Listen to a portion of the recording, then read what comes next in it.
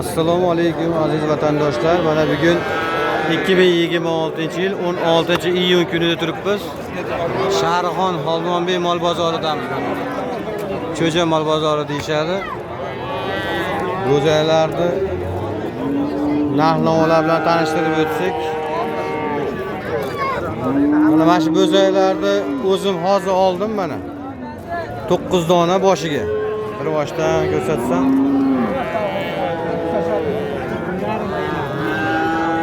Bo'yi nechi bor hoji aka mashlar? 1 ga yaqin emashlar a? Mana birdan oshiq mana bo'ylari. Bo'ylari 1.10, 1.15 mana bo'zaylar mana akalar. Mana haligi internetlarda ko'ryapmiz, borsak kichkinaga o'xshab qolyapti.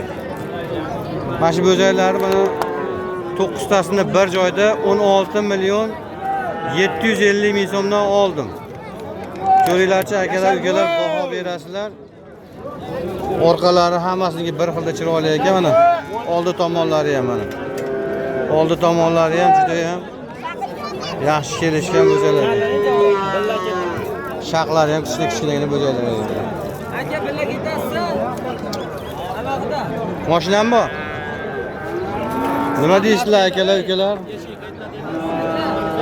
Polasonga kiriladi. Ahmad edamda polasonga kiriladi. Mana yetishyapti. Olib ketishga harakatidamiz, xudo xolasa. Ko'raverasizlar. Xudo xolasa, akalarim, ukalarim uchun manfaatli bo'lsin deb, haligi chiroyli bo'zaylarni uyga yig'ib olib boraman, xudo xolasa.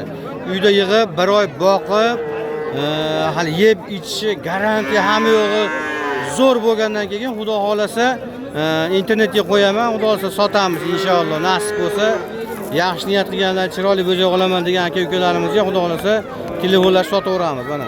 Bo'zaylar mana orqalari ham balki bir-biridan kelishgan chiroyli. Xudo xolasa mana shunaqangi xizmatlar kerak bo'lsa, mana chet ellarda turib, boshqa joylarda turib, menga qarang, necha deysiz? Kimlarga mana shu xizmatlar kerak bo'lsa, akalar telefon qilaverasizlar. Mana chet ellarda turib, uka, aka, menga masalan 30 ta bo'zay kerak, 20 ta bo'zay kerak desanglar, xudo xolasa chiroyli kelishtirib, o'zimga olgandek olib, xudo xolasa uyga olib borib, bir oy sanab, keyin uylarga xudo xolasa olib borib beraveraman. Xudo xolasa inshaalloh telefon qilaverasizlar. 93 577 76 79 90 217 30 77 ga murojaat qilaverasizlar. Xudo xolasa xizmatdamiz. Omon bo'lasizlar, sog' bo'lasizlar, Allohning panohida bo'linglar. Ikki dunyo yaxshiligini ko'ringlar akalar.